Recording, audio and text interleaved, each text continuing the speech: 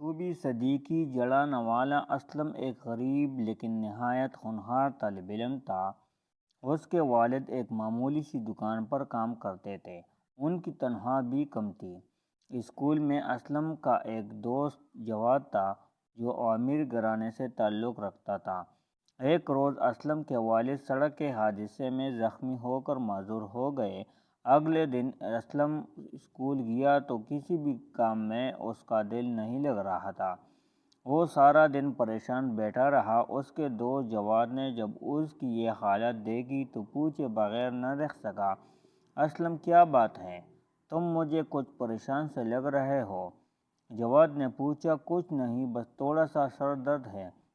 اسلم نے ٹالنا چاہا، اگر کوئی پریشانی ہے تو مجھے بتاؤ، میں تمہارا مخلص دوست ہوں، میں ضرور تمہاری مدد کروں گا۔ جواد سے اپنے دوست کی پریشانی دیکھی نہ گئی تو اس نے پوچھا۔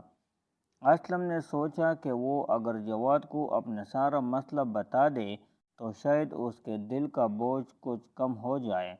اسلم نے اپنے ابو جان کے بارے میں ساری بات جواد کو بتا دی اور ساتھ یہ بھی بتایا کہ کام پر نہ جانے کی وجہ سے اس کے والد کو تنخواہ بھی نہیں مل سکے گی۔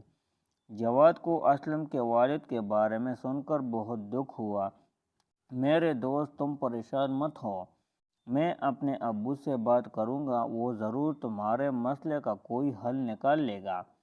جواد نے اپنے گھر پہنچ کر اپنے ابو کو اسلم کے بارے میں سب کچھ بتا دیا۔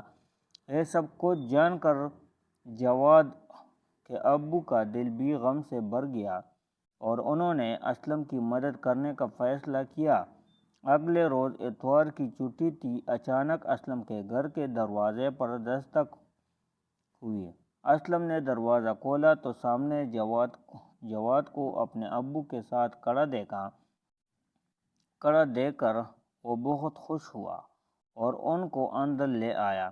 جواد کے ابو نے بات شروع کی اور اسلم کے ابو کو تسلی دی، آپ بالکل نہ گھبرائیں، جب تک آپ مکمل صحت یاب نہ ہو جاتے، گھر کے خرچ کی طرف سے بے فکر ہو جائیں، دواؤں کا خرچ اور اسلم کی فیس کا بندوبست بھی ہو جائے گا۔